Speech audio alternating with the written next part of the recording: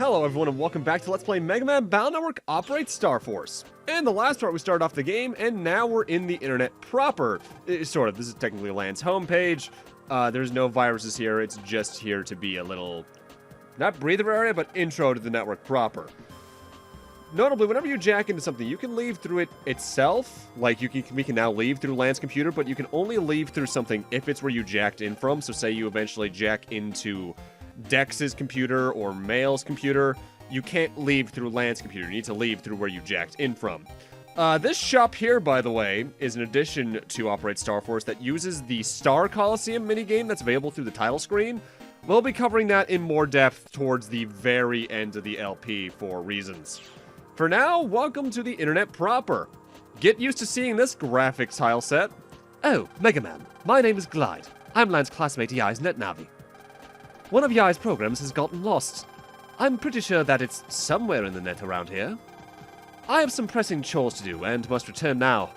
Megaman, if you happen to find our program, could you please come by our network? Here, please take this. And we get the @Yai. If you use that at the proper place on the net, you'll be able to access Yai's portrait network. I'll be there.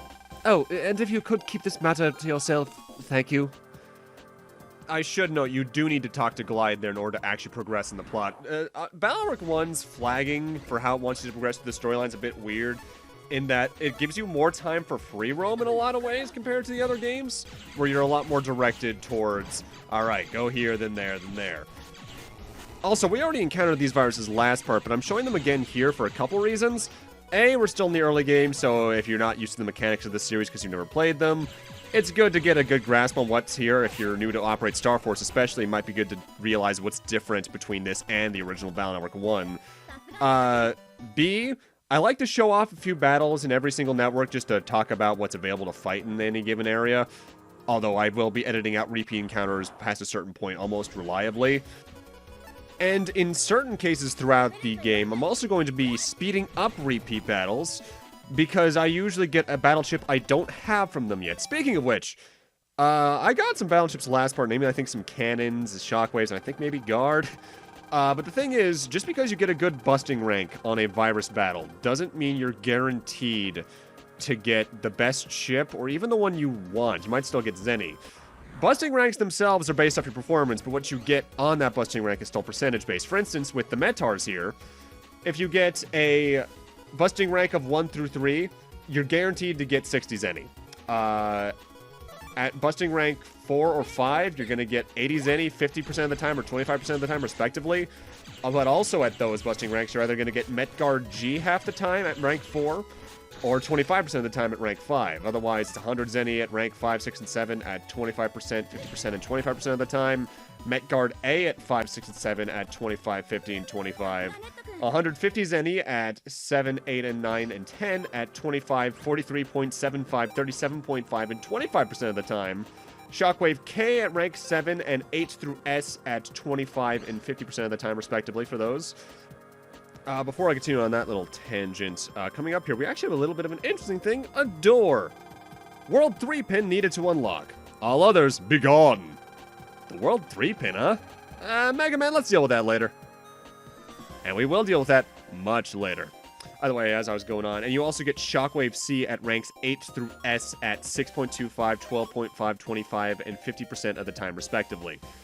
If you want a very in-depth look at the drop tables for every single virus in this game, I would recommend looking up the prof9.webs.com /MMBN, because they have in-depth drop rates, I believe, for every virus throughout the main 6 Battle Network games, as well as Operate Star Force. And I think even maybe the Star Force games themselves. It's very handy for just figuring out why things aren't going your way. And even then, in some cases, you'll still wonder why the chip isn't dropping, because that means either your luck is bad, or it's one of those that the conditions to get that particular thing to drop is so obtuse, you need to do something else. This is a net merchant. They're the shops of the game. This is where you can buy HP memories, power-ups, and even some battle chips throughout the game, sometimes in codes that are harder to find, or exclusively found here. HP memories increase your HP by 20 points, up to a max of 1,000, and power-ups we can use in the Megaman menu to upgrade one of his stats. With that said, that costs a lot of money. Every net merchant only has a select amount of the HP memories and power-ups. You're going to have to find a lot of those through other methods as well throughout the game, like investigating things. It's more or less there if you have the money. And in Battle Network 1, you probably will pretty quickly, because honestly, I find this to be a very quick game to get Zenny in.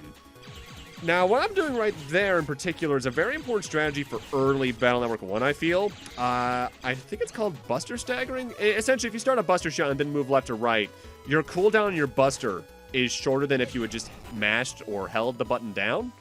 So, if you want to get a lot of rapid-fire shots in without a high rapid stat, you can just move left and right. I can't find my way home. Glide, come find me. Lan, this must be the last program. You're right. Megaman, go tell Glide. He's in Yai's Portrait Network, right? Okay. You do need to talk to that program, by the way, in order to actually trigger the flag. Again, Battle Network 1, little bit clumsy compared to its later games, because it doesn't exactly give you often a direct destination for where to go. This says, it Dex's PC. Get out, this means you. We don't have the access rights. It looks like we'll have to get permission from Dex before we can go through.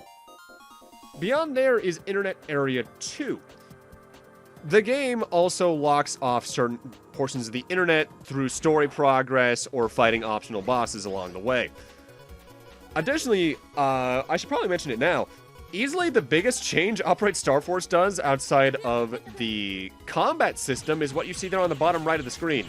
It added a map system to the bottom screen, which for Battle Network 1, I think is drastically needed, because every single internet area of the, I think 17, 18 total in Battle Network 1, uses the exact same tile set. Graphically, it is the same. The only thing that's different is the actual layout of it. Battle Network 2 onwards would make it so that individual, areas were in sets of 4 to 5 networks and had completely unique set pieces as well as tile sets, making it a lot easier to identify which way you're going. With that said, on the cyber map down there, we can see the access points. Those are what allow you to get to other people's home pages. Mails is right next to Land's, Dex's is the one we just went past a few moments ago, and the one on the map right now is Yai's.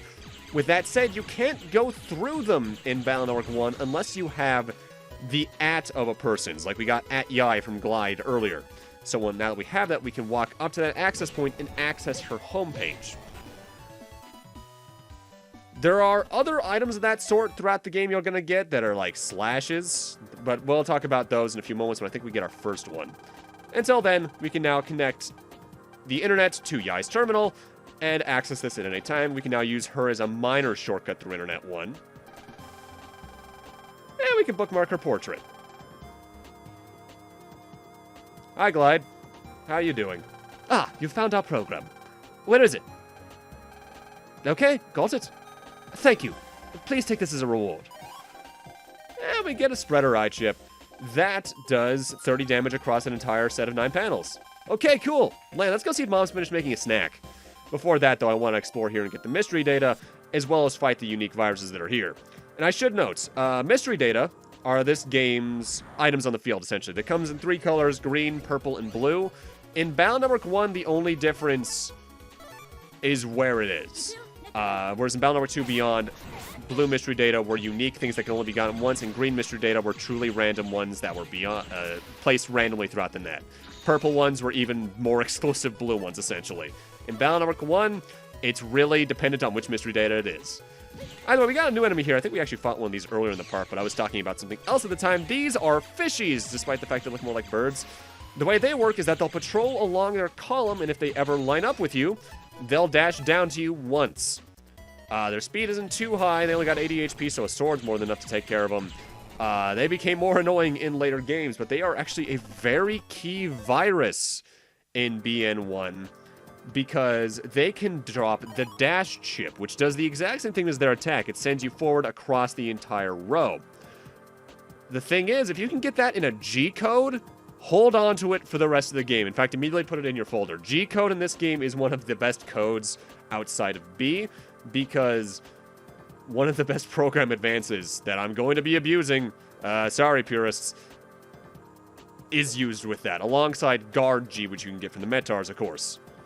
If you want to get a dash G, by the way, I think the best code for that is to get a rank 8 through S on the fight, in which case you're going to get it about upwards of half the time. In fact, I believe we get one in this very battle. Let's see. Do we get it? Do we get it? I mean, I'm showing up for a reason. Yes, we do. We got Dash D. That's not as good. Still, it's good enough. It can do some damage. 50 damage for a pretty fast attack. I'll take it. With that said, I should note how you build your folder in this game really does depend on whether or not you're playing the GBA version or the DS version. Not only because the DS version adds a few extra battle chips. This game has a total of 181 or 2 chips in it versus the original game's 176, I think. They added about 5 or 6 total either way. And with the addition of those alongside the asterisk codes from Battle Network 2 Beyond, and as well as the changed folder limitations, you're going to be getting things a little bit different throughout. Also, I should note, you're getting a pretty good score on a particular battle. Ooh, Dash Attack B is also really important, I'd say, for folder synergy reasons. You got a good score on a battle when you got the green on the timer. I believe that means you did it without getting hit. I'm a little bit in the vague on that part, admittedly. I do know another thing you need to be worried about when it comes to how this game decides what drops what at the end of battle is that it generally will only select a single virus to be a pool of what battle chips will drop every time you load into a fight. So like in this case, if it selected a battle chip, it would be obviously from either Fishy. But in battles later on where you can have upwards of 3, there's the G code that we need so much, where you can have upwards of maybe 3 different virus varieties in a single battle, it can get a little bit iffy on whether or not you're going to get the one you want. Oh, right there, we actually had an interesting chip show up from the folder there. That was the one that looked like a guy running was the escape chip. In Battle Network 1 on Game Boy Advance, that was the only way that you could run away from battles. To the point where later on, there's an entire challenge in the game where you have to get through a single internet area without it using the escape chips. With that said, there is no reason to have these in your folder in Battle Network 2 Beyond. As well as this game. As, A, you have the run button, period, so there's that extra option there. And while the escape chip might guarantee a run, whereas running away in a battle is based off your level relative to the enemies, more or less, you don't have to worry too much if you fail a run. There's not too many battles in Battle Network 1 especially that are going to be problematic enough to make you go, oh god, no, I'm screwed. Also notable, when it comes to getting good busting ranks, if you kill more than a single virus with a single battle chip, you get a little bit of a bonus towards your invisible score, so to speak. Getting a double or triple delete, as I believe Battle Network 3 or 4 Beyond started referring to those as, can really help your chances of getting certain battle chips. Mind you, getting battle chips was easier in the later games, period, because they eventually introduced something called the Navi Customizer, which I'll talk about when we eventually redo Battle Network 3, which introduced extra methods to guarantee certain things at the end of battles. For right now, though, there's not much we can do outside of jack out. The main reason I'm still in the network is I'm exploring around, getting some extra battleships and mystery data, as well as giving myself a chance to explain the mechanics. Eventually, I will be jump cutting through areas, like, say we've seen Internet Area 1 enough, I'll just cut to the end of it and go into Internet Area 2 and so forth. Battle Network games are those type where you end up exploring around the main areas so much that you do really memorize the level layouts. Shockwave's really good for taking out Mentars, by the way, and getting guard chips. Hell yeah. Guard, as I mentioned last part, pretty situational.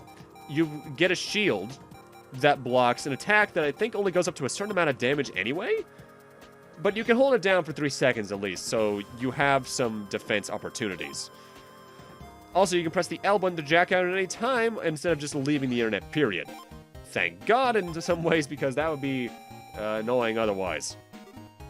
So, let's go see if Mom has any snacks ready for us. Ah!